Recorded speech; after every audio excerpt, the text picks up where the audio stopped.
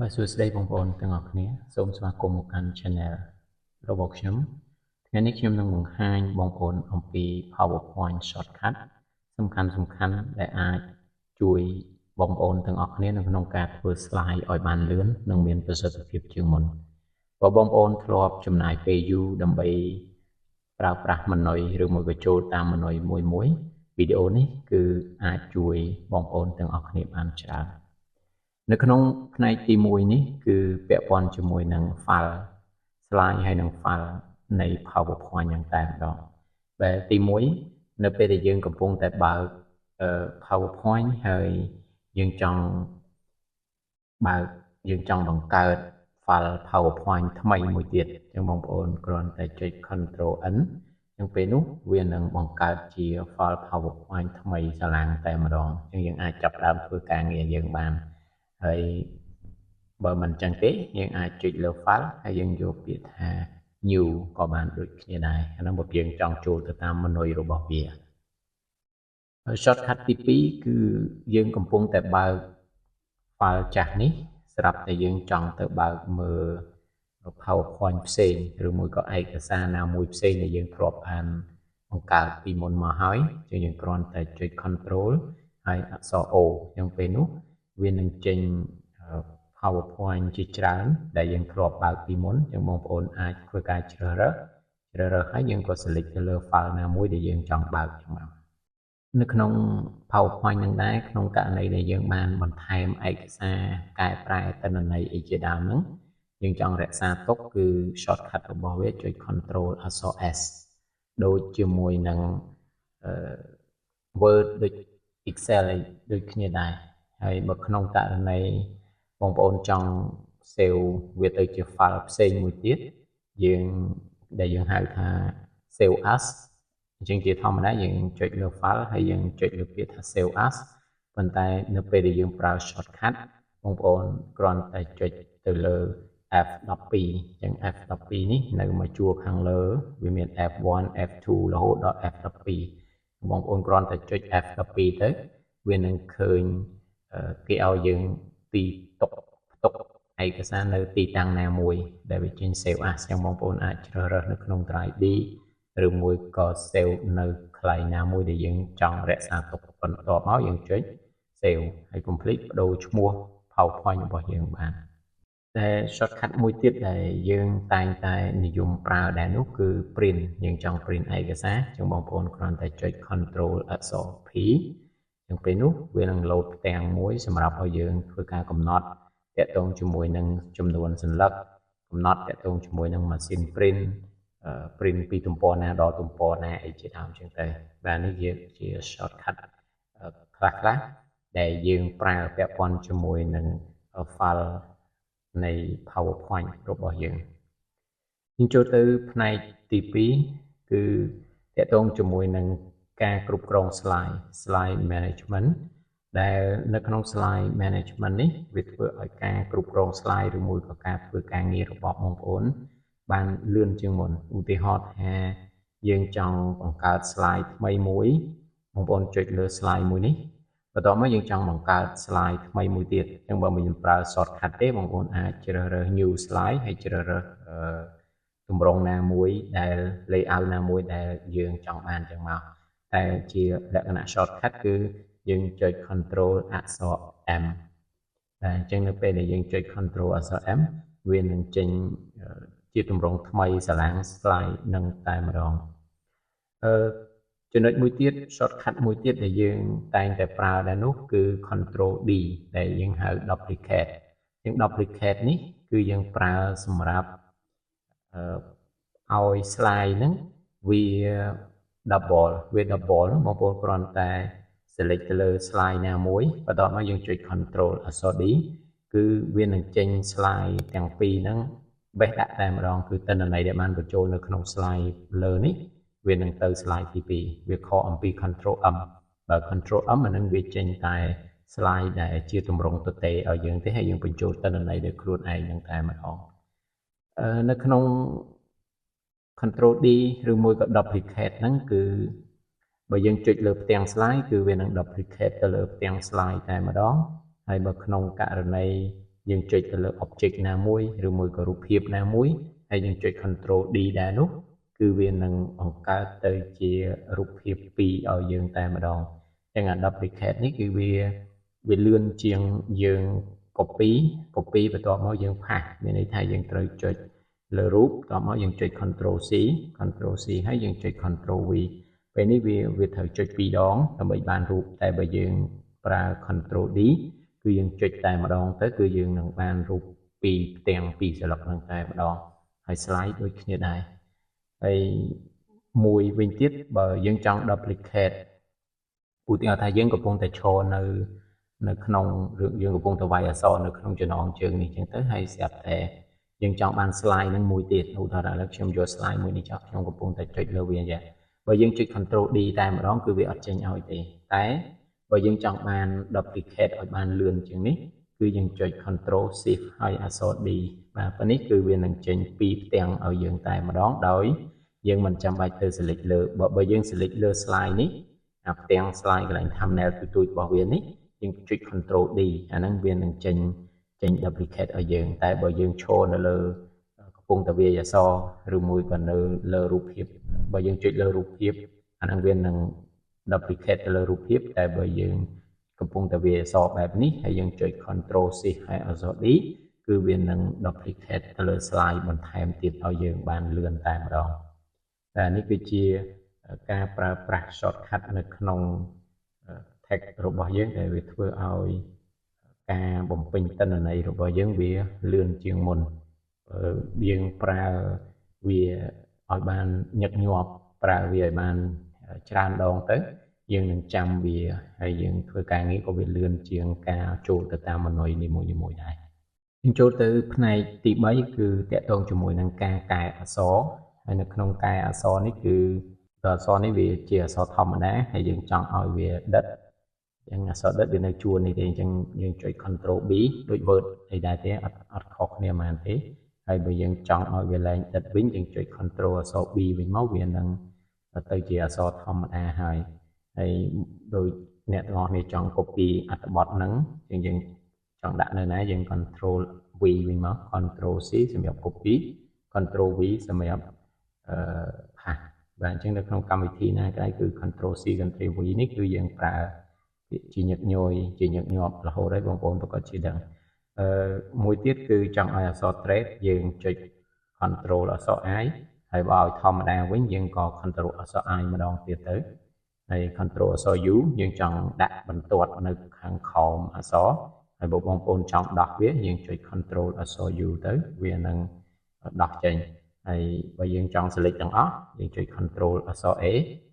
ហើយបើក្នុងករណីយើងមិនចង់ select ទេអានឹងយើងចុច click កន្លែងណាមួយវិញទៅវានឹងដោះ select ទាំងអស់នឹងហើយហើយមួយទៀតគឺ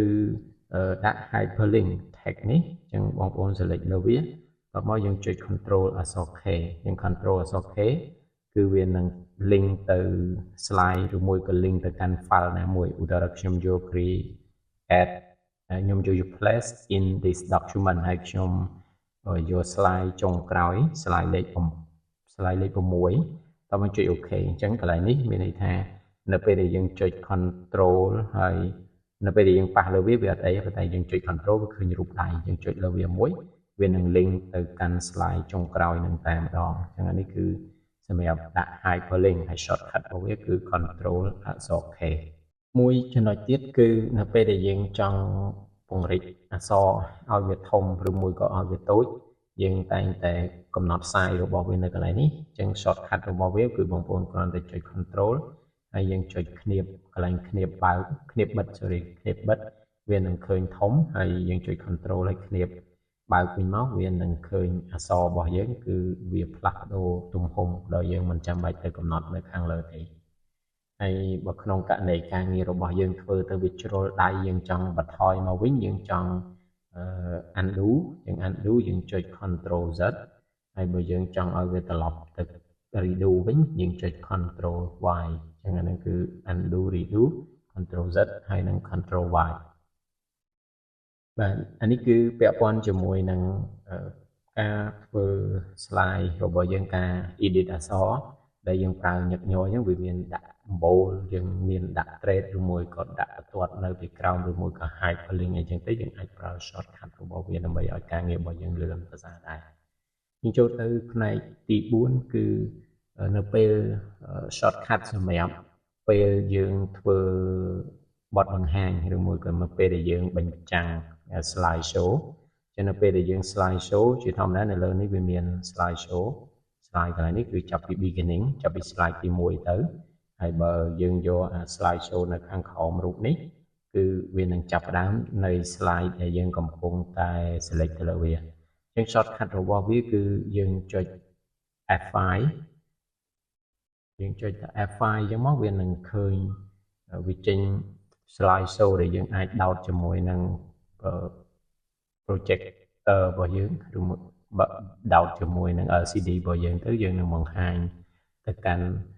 audience ឬមួយក៏បងប្អូនអាចប្រើជាលក្ខណៈ presenter view វានឹងចេញជំហៀងបែបនេះហើយការធ្វើបែបនេះគឺនៅក្នុង នៅក្នុង slide គឺឃើញតែផ្ទាំងតូចនេះទេដែល slide បន្ទាប់យើងអាចមើលនៅកន្លែងនេះឬមួយក៏យើងមាន note អីសម្គាល់ឬមួយក៏មានការបរិយាយអ្វីមួយនៅទីនេះយើងអាចមើលនៅក្នុងនេះដែលអ្នកមើល slide អ្នកមើល LCD នោះគឺមិនឃើញ slide បន្ទាប់ហើយនឹងការ note អីបន្ថែមនេះទេគឺមើលត្រឹមតែផ្ទាំងនេះតែប៉ុណ្ណោះនៅក្នុងពេលដែលយើងកំពុងតែ slide show នឹងដូចគ្នាហើយពេលដែលបងប្អូនចង់ចាក់ចេញពីវាវិញយើងចុច escape នៅខាងកែងខាងឆ្វេងដៃនេះទៅចុចមួយទៅវានឹងថយ slide របស់យើងត្រឡប់មកសភាពដើមវិញហើយមួយវិធីទៀតឧទាហរណ៍ថាមិញយើងចុច F5 វានឹង slide show ប៉ុន្តែ slide show បែបនេះគឺវានឹងបង្ហាញនៅក្នុង slide ទី1ឯងទោះបីយើងកំពុងតែឈរនៅ slide ទី3ក៏ដោយនៅពេលដែលយើងចុច F5 វានឹងចាប់ផ្ដើមពី slide ទី1ទេអញ្ចឹងដើម្បីឲ្យ slide របស់យើងហ្នឹងឧទាហរណ៍បើយើងបង្ហាញ slide លេខ5ហើយចង់ឲ្យវាបង្ហាញ slide លេខ5តែម្ដងយើងចុចនៅខាងក្រោមនេះអានឹងវានឹងចេញហើយប៉ុន្តែ shortcut របស់វាបងប្អូនគ្រាន់តែចុច shift ហើយលេខ F5 មិញហ្នឹងគឺវានឹងបង្ហាញទៅលើ slide ដែលយើងកំពុងតែ select លើវាហើយចង់ថយក្រោយយើងចុច escape វិញត្រឡប់មកវិញមកនៅក្នុងពេលដែលយើងកំពុងតែធ្វើ presentation ហើយបងប្អូនចង់ slide ទៅមុខឬមួយក៏ slide ថយក្រោយយើងអាចប្រើសញ្ញាព្រួញឡើងលើអាហ្នឹងវាថយក្រោយទៅព្រួញចុះក្រោមអាហ្នឹងវាទៅមុខទៅឬមួយក៏ព្រួញមកខាងឆ្វេងដៃអាហ្នឹងថយក្រោយទៅព្រួញទៅខាងស្ដាំដៃអាហ្នឹងវាទៅមុខទៅហើយបើយើងមិនប្រើសញ្ញាព្រួយឡើងចុះហ្នឹងទេបងប្អូនអាចចុច space ក៏បានដែរ space វានឹងទៅមុខហើយនៅពេលដែលយើងចង់ថយក្រោយយើងចុចអក្សរ P ចុច P ឬ previous វានឹងថយ slide នឹងថយក្រោយហើយចុច N មានន័យថា new វាទៅមុខរហូតចឹងទៅអក្សរ N ក៏បានយើងចុច space ក៏បានដែរគឺវាទៅមុខដូចគ្នាដែរអញ្ចឹងពេលទៅមុខយើងចុចអក្សរ N ក៏បានចុច space ក៏បានចុចព្រួញទៅខាងស្ដាំក៏បានឬមួយក៏ព្រួញចុះក្រោមក៏បានដែរវាមានច្រើនកន្លែងសម្រាប់យើងប្រើប្រាស់នៅក្នុង shortcut ហ្នឹងហើយចំពោះការធ្វើបទបង្ហាញនឹងទៀតស្រាប់តែពេលយើងបង្ហាញទៅហើយយើងចង់សួរសំណួរហើយយើងអត់ចង់ឲ្យវាឃើញផ្ទាំងអក្សរឃើញអីទេឲ្យវាជា black តែម្ដងចឹងបងប្អូនគ្រាន់តែចុចអក្សរ B វានឹងផ្ទាំងរបស់យើងគឺល្ងិត0មើលអីអត់ឃើញទេហើយបើយើងចង់ឲ្យវាចេញអក្សរវិញបងប្អូនអាចចុចអក្សរ B វិញឬមួយក៏ key ណាមួយក៏បានដែរវានឹងត្រឡប់មកអក្សរ B ហើយព្រោះ shortcut នេះវាងាយស្រួលដែរព្រោះពេលខ្លះបើយើងអត់ចេះប្រើទេពេលខ្លះនៅពេលដែលយើងចង់សួរសំណួរយើងអត់ចង់ឲ្យគេបង្ហាញ slide យើងទៅចុច slide អីផ្សេងឬមួយក៏យើងបិទចុច tele បិទ LCD ហ្នឹងអញ្ចឹងវាធ្វើឲ្យ LCD បើកហើយបិទហ្នឹងវាចំណាយពេលយូរអញ្ចឹងយើងគ្រាន់តែចុចអក្សរ B ទៅវានឹង black វានឹងឃើញពណ៌ខ្មៅអត់មានទិន្នន័យអីទាំងអស់ហើយបើក្នុងករណីយើងចង់បានអត់ទិន្នន័យដូចគ្នាប៉ុន្តែឲ្យវាចេញពណ៌សអាហ្នឹងយើងចុចអក្សរ W មកវា white អញ្ចឹងយើងចុចលើវាទៅគឺវានឹងចេញផ្ទាំងសដូចអ្វីដែលខ្ញុំបង្ហាញនេះគឺអត់មានទិន្នន័យអីទាំងអស់ហើយយើងចុច W វិញមកវានឹងឃើញអក្សរវិញហើយអញ្ចឹងអក្សរ B សម្រាប់ black screen ហើយ W សម្រាប់ white screen ដែល ប្រើសម្រាប់ពេលយើងចង់សួរសំណួរទៅអ្នកឆ្លើយអ្នកអីដើម្បីកុំឲ្យគាត់មើលទិន្នន័យគាត់កុំឲ្យគាត់មើលឃើញអក្សរនៅលើ slide អីជាដើមចឹងទៅពេលដែលកំពុងតែធ្វើបទបង្ហាញនឹងដែរពេលខ្លះគឺយើងត្រូវការប៊ិចដើម្បីយកមកគូសវាសនៅលើ slide អញ្ចឹង shortcut ជាធម្មតាបើយើងមិនប្រើ shortcut នៅខាងក្រោមនេះវាមានហើយអញ្ចឹងយើងអត់ចង់ប្រើអាខោមហ្នឹងទេគឺបងប្អូនចុច control អក្សរ P អញ្ចឹងពេលនេះខ្ញុំនឹងឃើញវាមានប៊ិចដែលយើងអាចសរសេរឬមួយក៏យើងអាចគូស tick ទៅលើវាបានហើយបើក្នុងករណីយើងចង់លុបវាគឺយើងត្រូវការ eraser ហ្នឹងគឺយើងចង់បានជាប់លុបដើម្បីលុបទៅលើអ្វីដែលយើងបានពុះវាហ្នឹងអញ្ចឹងយើងចុច control អក្សរ E អញ្ចឹងពេលចុច control អក្សរ E វានឹងឃើញអញ្ចឹងបងប្អូនអាចឆូតប៉ះលើវាអញ្ចឹងមកហើយក៏អក្សរ P គឺសម្រាប់ប៊ិចគឺចុច pen ហើយ eraser control E អញ្ចឹងយើងអាចចំណាំតាមអក្សរអត្ថន័យរបស់វាគឺ eraser ហើយនឹង pen អញ្ចឹងមកមានអក្សរ E អក្សរ P អញ្ចឹងមកហើយនេះគឺជា shortcut ប្រើនៅពេលដែលយើងធ្វើបទបង្ហាញហើយពេលបទបង្ហាញចប់យើងចុច escape ហ្នឹងវាថយក្រោយវាទៅ PowerPoint យើងវិញហើយយើងចូលទៅចំណុចទី4គឺពាក់ព័ន្ធជាមួយនឹង object design ទាំង object design ខ្ញុំមាន object ខ្ញុំមានរូបភាពចំនួន3ហើយធម្មតារូបភាពនេះវាដាក់នៅដាច់ដោយឡែកផ្សេងពីគ្នាទេហើយយើងចង់ចងវាជាក្រុមដើម្បីស្រួលនៅពេលដែលយើងអូសឬមួយក៏យើងព្រមអីឲ្យវាទៅតែមួយអញ្ចឹងបងប្អូនអាច select ដល់វាចុច control ជាប់ហើយយើង select ដល់វាមកតោះមកយើងចុច control អក្សរ G អញ្ចឹង control អក្សរ G វានឹងចងរូបភាពទាំង3នេះបញ្ចូលទៅជាក្រុមតែម្ដងហើយបើក្នុងករណីយើងចង់ដោះក្រុមវិញកុំឲ្យវាជាប់គ្នាបែបនេះយើងចុច control shift ហើយអក្សរ G ដដែលអញ្ចឹងពេលនេះវានឹងឃើញរូបភាពទាំង3នេះគឺវានៅដោយដាច់ដោយឡែកពីគ្នាតែម្ដងវាញែកចេញពីគ្នាវិញអញ្ចឹង control អក្សរ G គឺយើងចងវាជាក្រុមហើយ control shift អក្សរ G គឺយើង ungroup វាចេញវិញនៅក្នុង object នឹងដូចគ្នានៅពេលដែលយើងចង់ដាក់រូបភាពឧទាហរណ៍ថារូបផ្លែប៉ោមនេះរូបផ្កានេះវានៅពីក្រោមហើយដល់ពេលរូបផ្កានៅពីលើរូបផ្លែប៉ោមនៅពីក្រោយហើយយើងចង់ឲ្យផ្លែប៉ោមនេះវាមកលើរូបផ្កាវិញអាហ្នឹងគេហៅ forward ហ្នឹងអញ្ចឹងយើងចុច control shift ហើយនេះបិទទៅវានឹងឡើងមកមុខវិញហើយបើយើងចុច control shift នេះបើកវានឹង backward ទៅខាងក្រោយវិញរូបភាពនេះឧទាហរណ៍ខ្ញុំដាក់មួយទៀតរូបផ្កានៅលើគេស្រទាប់ផ្កានេះហើយផ្លែប៉ោមពណ៌បៃតងនេះវានៅលំដាប់ទី2ហើយដល់ពេលពណ៌ស្វាយនេះវានៅលំដាប់ទី3អញ្ចឹងបើយើងកំពុងតែ select ទៅលើ ផ្លែប៉ោមនៅពណ៌ស្វាយនេះហើយយើងក៏ចុច control shift ហើយយើងចុចគ្នាបិទណាវានឹងចេញមកផ្ទាំងវាចូលវាចេញមកស្រទាប់ហើយដល់ពេលយើងចុចមួយទៀតវានឹងមកផុតលើពីផ្កាហ្នឹងតែម្ដងអញ្ចឹងបើយើងចង់ឲ្យវាទៅក្រោយវិញយើងចុចគ្នាបើកទៅចុចមួយវាទៅមកស្រទាប់ចុចមួយទៀតវាទៅពីស្រទាប់អញ្ចឹងមកអានេះជា shortcut របស់នៃ object ដែលយើងអាចចុច control shift ហើយនឹងគ្នាបើកហើយនឹងគ្នាបិទសម្រាប់ឲ្យវា bring forward ហើយនឹង back forward ហ្នឹងនៅក្នុង object នឹងដូចគ្នាប្រសិនបើយើងចង់ប្រិចវាជាធម្មតាចង់ប្រិចវាយើងអាចចាប់កន្លែងកែងនេះយើងទាញធំតូចចឹងមកហើយបើបងប្អូនចង់ប្រើ shortcut យើងចុច select ទៅលើ object ណាមួយហើយយើងចុច shift ហើយយើងចុចសញ្ញាព្រួញឡើងចុះវានឹងធំចុច C ហើយព្រួញចុះក្រោមវាតូចបាទធំចុចព្រួញឆ្វេងក៏តូចព្រួញទៅស្ដាំក៏វាធំមុខងាររបស់វានេះគឺសម្រាប់បរិយារួមបានដូចគ្នាដែរបាទអញ្ចឹងវីដេអូនេះរៀងវែងបន្តិចដែលខ្ញុំបង្ហាញ shortcut មួយចំនួនដែលបងប្អូនអាចនឹងជួបហើយក៏វាអាចជួយពន្លឿនទៅក្នុងការងាររបស់បងប្អូនបានដែរនៅក្នុង PowerPoint ហ្នឹងប្រសិនបើបងប្អូនយល់ថាវីដេអូនេះមានប្រយោជន៍សម្រាប់ការសិក្សារៀនសូត្រឬមួយក៏ការអនុវត្តការងារសូមបងប្អូនធ្វើការចុច like subscribe ដើម្បីទទួលបានវីដេអូថ្មីៗនៅពេលដែលខ្ញុំ upload ឬមួយក៏ខ្ញុំធ្វើមេរៀនបន្ថែមថ្មីបន្តទៀតបាទអរគុណច្រើនជួបគ្នាវីដេអូក្រោយជាបន្តទៀត